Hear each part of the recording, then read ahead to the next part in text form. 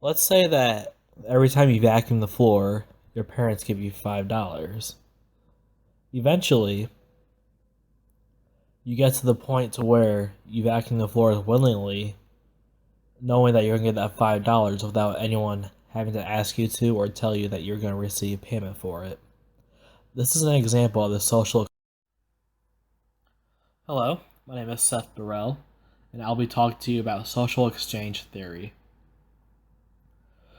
Social exchange theory is a theory based on a body of work, and it deals with our understandings of conformity and social acceptance. George C. Hohmann is credited for the discovery of the social exchange theory. It is usually thought of as an economic metaphor where individuals use actions and social relationships to better their self-interests. For example, if you vacuum the floors, your parents will give you $5. So, your mind goes, if I vacuum the floors, my parents will give me $5 in exchange. The cost is about 10 minutes of your time. The benefits is that $5. The thought process behind this is, what can I gain from this relationship or action? The cost and benefits have to weigh equally, or the costs have to be lower than the benefits in order to gain from the relationship. It also has a predictive power in understanding the cost and reward system in social relationships. The common proposed question is, are these positive relationships a result of pure altruism, or is it formed from cost and benefits? Basically, what that's saying is altruism is doing something selflessly, or without a hidden agenda of gaining something in that exchange. The social exchange theory states that this does not exist. Even subconsciously, you are ultimately trying to feed your ego or self-worth. The social exchange is believed by George Hohmann is not a learned behavior, but the costs associated with certain behaviors and relationships. And with that, George Hohmann is basically saying learned behavior is classical conditioning. You are not conditioned to react again and again with a certain behavior, and you take different people's behaviors and react differently to them each time that certain behavior is displayed.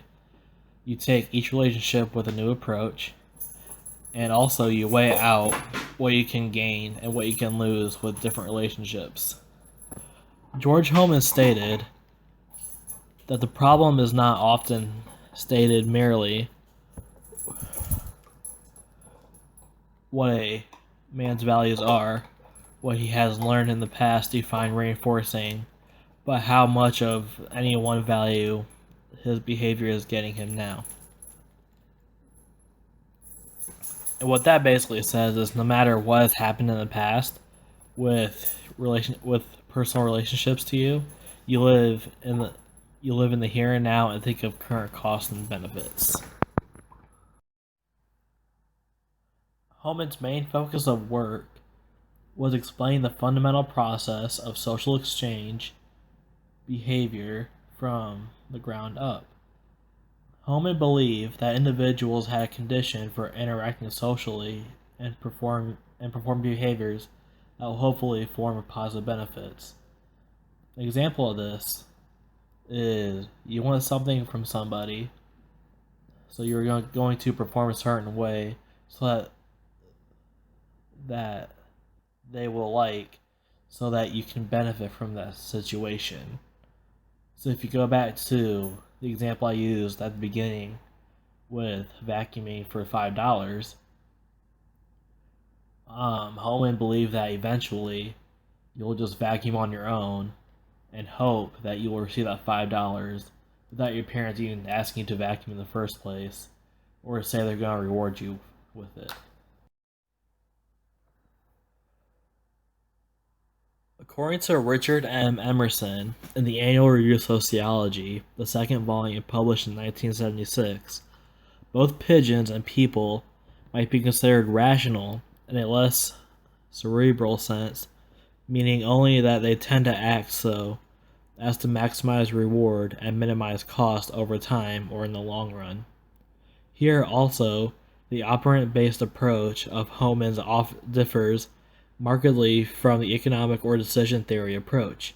Hohmann's propositions 1 and 3 agree with decision theory in asserting reward or utility maximization over the long run, but they assign a different logical status to this assertion.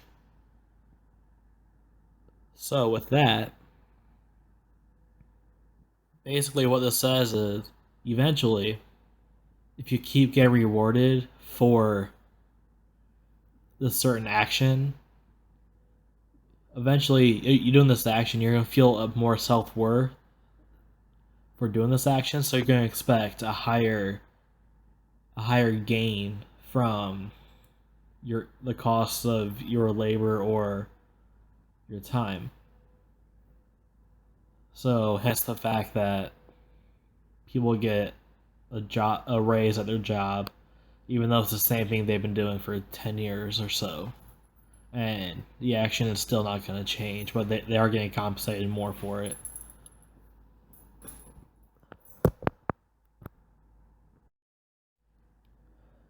Personally, I believe that you can condition people to perform a certain way for a certain reward.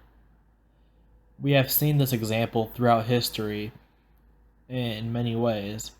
A more common way, for example, if you watch the show The Office, one of the characters, Jim, makes a ding sound with his computer, and every time he makes that sound, he offers his desk mate, named Dwight, an Altoid.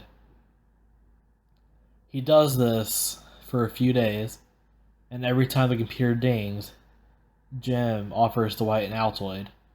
And the one time that the computer dinged and Jim did not offer Dwight an Altoid, Dwight automatically put his hand out for an Altoid without being told that he was getting one or being asked if he wanted one.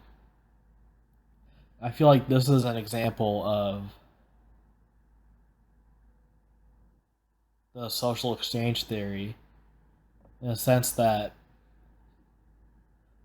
Dwight was conditioned to respond a certain way after hearing a certain sound. We see it with mice running through mazes trying to find the cheese, and if they go towards a certain kind of cheese, they get shocked, but the other cheese is fine. So all in all, I do think that social exchange theory does exist, but there's still a few little things that need to be tweaked in order for it to happen. For example, this will not apply to every single person in the world. Everyone will behave differently in different situations. Um, for example, you can train a monkey to dance to get a banana, but eventually the monkey might get tired of dancing for the banana, so it's gonna force you to give you the banana without any costs of it doing anything for it. And that can be said for people. So that's why I believe that the social exchange theory does exist, but only to a certain extent. Thank you.